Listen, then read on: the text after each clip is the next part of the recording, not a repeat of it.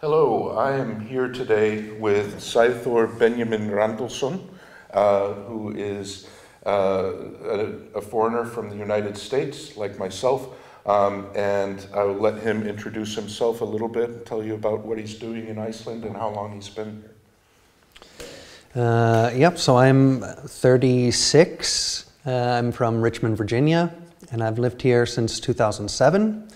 Got my citizenship in 2013. I have a 3-year-old kid.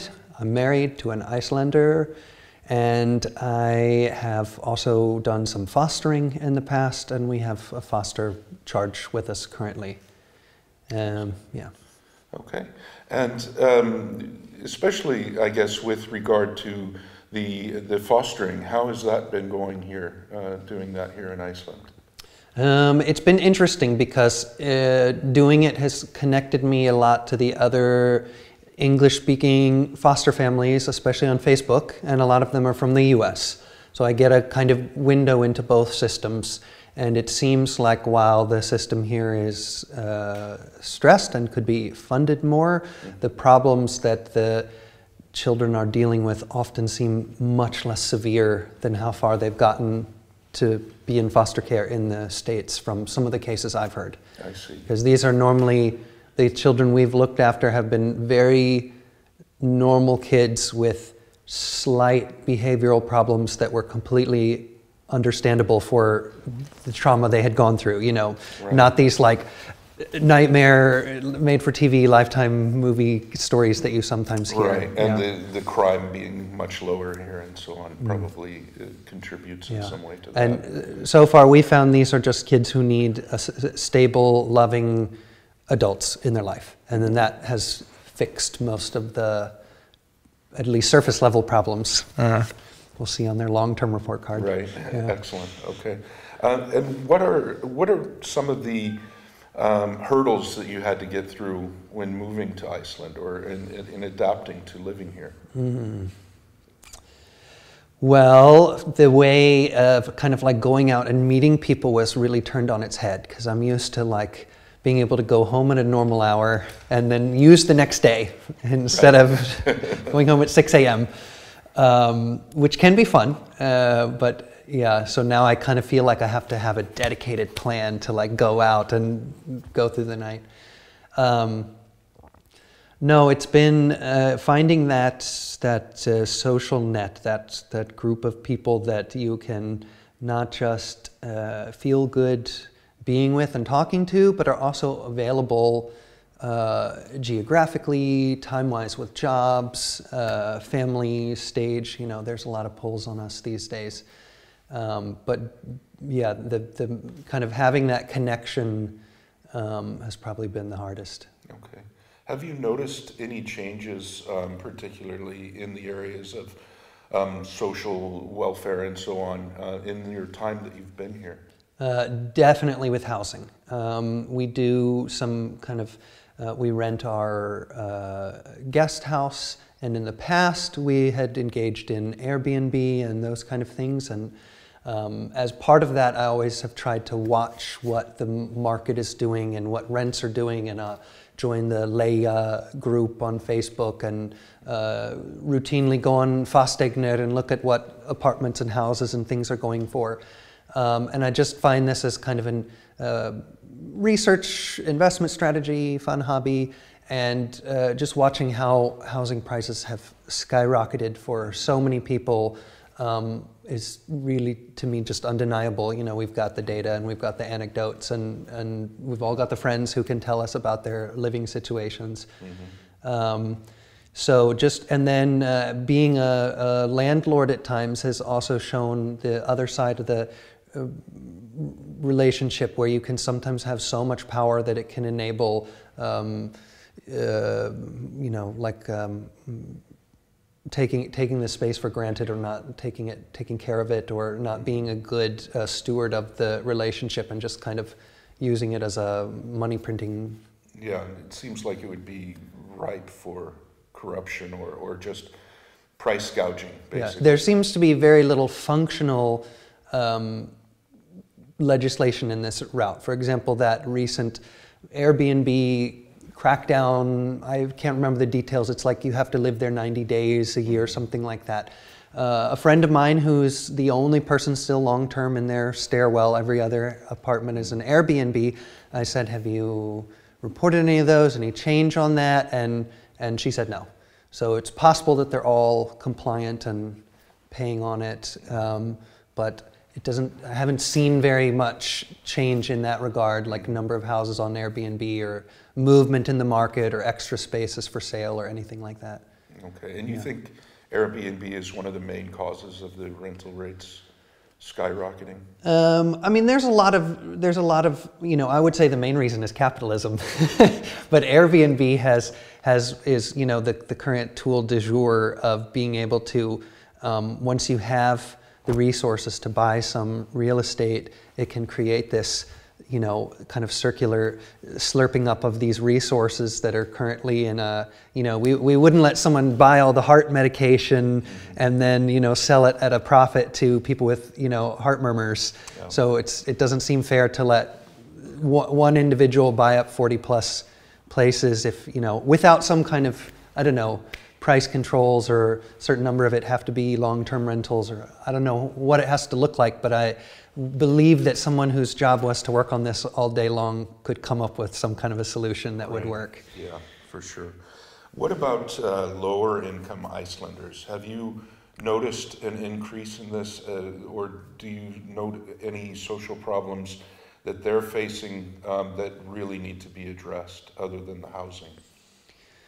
I mean, I see every year those kind of articles about how the food banks are having more and more claimants than they can fulfill, and oftentimes the food they can give out is not the quality or the amount that the people are expecting. But I don't really have any direct firsthand overview of that. I just kind of believe the social science I've seen and read about that says it's not good and it's a problem. And I would like to have it be looked at and addressed instead of just like, Yeah. And so you're a father.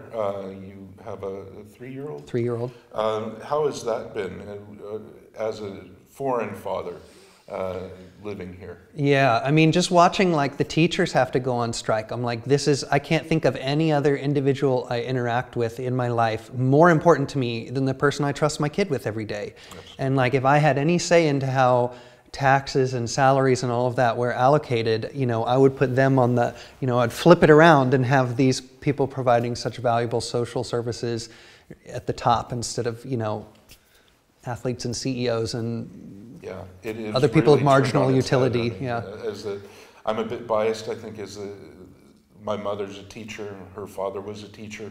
To me, that's some of the most noble jobs that you can take. People that really are interested in it, and they're getting, you know, no recognition really for that. Well, it's just that, I mean, to me, it's the best thing about being a human is learning new things and having a world-class education system that allows every single kid to develop into the best version that they could be is where we get, you know, crazy inventions and advancements in science and human understanding. And, you know, there's so many things I use in my life that were created from someone else in the past, and had they been unfortunate enough not to have a good education, I might not have this technology or bit of, the world to experience. What about the public transportation? What are your ideas on that here in Reykjavík in particular? Fortunately, I'm a bicyclist, and so I really like to bicycle everywhere. I have enjoyed seeing both. When I came in 2007, the bicycle infrastructure was already better than any U.S. city I had lived in, but it's gotten significantly better since then. More paths and more often swept, and just like it's quite often possible for me to do all my commuting by bike, and I really like that.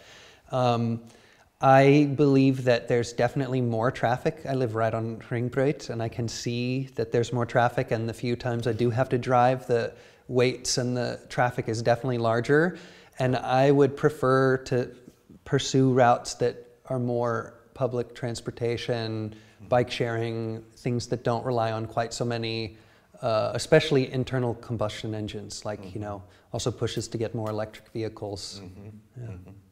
Excellent. Is there anything in particular with regard to the healthcare system that you'd like to talk about? I mean, both of us coming from a very different system in the U.S. What's been your experience so far in Iceland? I've actually said a few times recently that I'm not sure whether it was more of a relief for me as a gay man coming out of the closet, or the day I realized that my health care was no longer dependent on my employment. Like that I could always go to see the doctor no matter what. And I didn't have to consider when I wanted to start a new business or switch jobs or take time off to look after my kid. I never had to worry about, and what happens if I get sick or injure myself. And I've had a few times where I've had to go and have a knee surgery, and I get antibiotics when I get the flu. And the service to me has always been really good, but I'm coming from quite a low bar. But I believe that there needs to be a lot more investment. It should be a really important, resource-wise, we should be devoting a lot of resources to both access and maintenance and all the things that, Iceland has the lowest infant mortality rate in the world. That's something to be incredibly proud of, and it's not accidental and it's not genetic as far as I know. It's based on the maternal care, the system, all the checking up. Like that's science. We should have more of that in our funding and how we plan things. Yeah, I totally agree. Now, what about the privatization that's coming in medicine here the last few years? More private type clinics opening up and so on. I'm completely against it. I personally I think in inelastic services like telecommunications and education and healthcare and transportation, like for me, I think these should always be government institutions that are responsive to voting and political winds changing in the way. You can't just shop for another healthcare system in the U.S. It doesn't work like that, like with tennis shoes. You can go and buy a different brand of tennis shoe. When you have cancer, you'll just pay what it takes to not have cancer. Right. And so the market forces don't belong, and the problems that we have with the national healthcare system, to me, are man-made. They're created on purpose in order to enable this privatization. Certainly there are flaws and we could make it better, and I'm all for making it better and more efficient, but like from people whose goal is to make it more efficient, not to destroy it. Right, yeah, and I think that's the key. I mean, and we're seeing the beginning stages of that. The wealthy can go to private institutions, and once they start doing that, then the quality is just going to go down for the public choices. It's very sad for me to see this happening in this country. One of the first things that really blew my mind was going to the hospital to have my son, and coming out, and there was like nothing to sign. There was no, pay money here with enjoy your baby. Yeah, it's pretty amazing, but I see Iceland sort of going the wrong path. Yeah. It's a trend line. We can look at, we have all this great communication, Facebook, the internet, text, reading. We can look at which systems are on trend lines to get better, with better metrics, longer lifespans, faster healing times, all of this. It's all measurable. And why we would move in the direction of a system with such horrible metrics. I mean, some US states are tied with infant mortality with some sub-Saharan African nations. They're not comparable to European or Scandinavian metrics in many regards. So like that, and that's what private free market forces create. There's not much of an argument to say the freest, marketiest country has the shittiest healthcare, and the ones with the most regulations and the most national involvement have the best healthcare outcomes. Like, seems a consensus have emerged. It's more per head. But it's specifically that more per head is going to the profits of companies that have a way to bribe the government into creating that system round robin. I mean, it's perfectly efficient and makes sense for who it's benefiting. That's just not Americans, and it wouldn't be Icelanders either. It would be a select group of people who belong to the right party or family. Exactly, yeah, especially here we see, unfortunately, a lot of nepotism and corruption in those sorts of areas, so I could see this really steamrolling. But I'm wondering, you've been talking about throwing a lot more money, for lack of a better term, at education, at healthcare and so on. I'll ask you a very American question. Where is that money going to come from? Okay, well first, I would say two answers to that. First, we are in the magnificent position of controlling our own currency. So there are a lot of financial tools that are available for countries that have their own currency, printing, bond issuing, these various things, to invest in the country. And investing in healthcare and education is how you sustain a nation. It might actually cost money. It might never be profitable, but you still put roads down, you still run a school system, you still have a healthcare system. Right. And then the second answer is, outside of that, there is money in Iceland. There is money in Icelandic bank accounts. You can argue about whether it's fair or not to move it around from where it is currently, but the idea that the money to fund these things doesn't exist within the control of the Icelandic government is just false. It does. We've just currently prioritized letting very few people have more than a human can use in one lifetime, rather than having some kind of limits on that to ensure that there's more funding for these other services that everyone gets to use. Excellent. Is there anything that you would like to add at the end here? I think the most frustrating thing to me in coming into politics was realizing that it's not a meritocracy of ideas. You know, it's like, oh, if you just sit down and talk it out, and then the science shows and the data, and we all can come to like a good conclusion and move forward. And then, you know, your idealism bubble pops, and you realize that actually you can kind of smooth that over if you have enough money and media propagation control. You know, you can just kind of control the narrative and what you want to talk about. I can see that immensely so in my home country, also here as well, where you can just watch these various things that to me seem obvious, and then the common sense is another way. And in my mind, this is related to propaganda as well as private media control, but I repeat myself. Right. I mean, you can just see it in the leaflets coming in your letter slot every day for the last couple of weeks. Oh, I mean, even like the editorial slant of the newspapers and the television shows. I mean, you have certain ideas that are always given preference. You have certain lines of questioning that are never really pursued to their end. And there's a real disconnect, and we've kind of been sold largely, people our age, as the media as being this fourth estate of the government, but it's turned out so often to just be like this same group of, you know, people behind the curtain controlling everything in the other areas, and they're not, you know, doing any kind of a checks and balances like this idea was sold to us as. It's all on an agenda.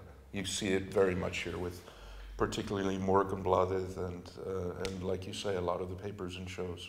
It's too bad.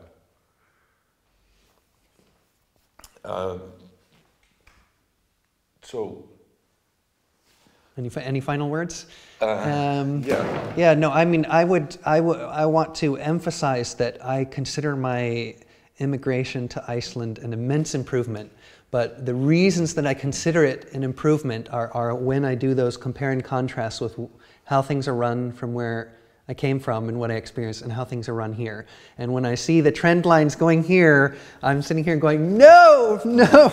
Yeah, I came from back there. We learned that. Yeah. Ew, let's go that way. Yeah, absolutely. Yeah. It has to be, and it has been for me a bit disheartening over the course of 20 years, seeing things moving more in that direction. You know, just today there was a report that came out about the amount of spending going on for this election, and it's something close to 200 million kroner for Sjálvstæðisflokkurinn.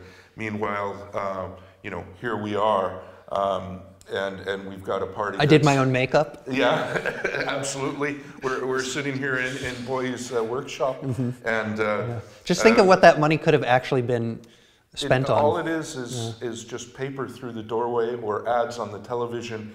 It's air. It's nothing. And well, then also look at how many problems with this. There's no feedback mechanism for any of these campaign promises. You can say whatever you want.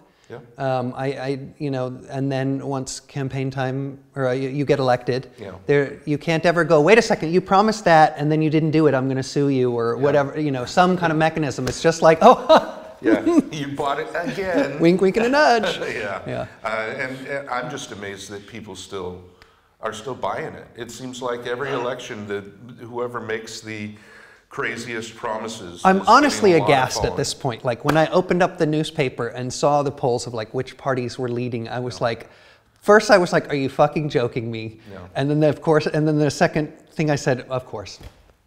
Nothing ever changes. Yes, it's to be expected. Yeah. I am really hopeful that this party can do something by bringing the message from the grassroots, rather than like some of the populist parties sprouting up now are looking to control the masses. Yeah. Well, I think elect us and we will control you, whereas what we're doing is going and looking to the people for what should we be doing, how should we be doing it. Yeah.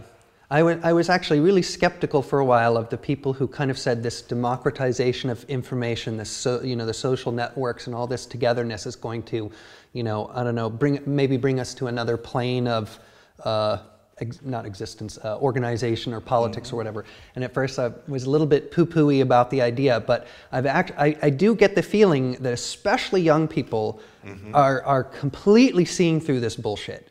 You know, like you can watch the demographics who vote specific ways, and I mean, it's pretty clear which groups can kind of be by the snake oil, and which ones are kind of like, yeah. And we've heard the song and dance before 10 times now. Let's put on a different record. I'm hopeful for the future for this reason, very much so. Thank you all for watching. My name is Kurt Van Meter. I'm here today with Sæþór Benjamín Randalsson. Thank you very much for joining me. My pleasure. Thanks.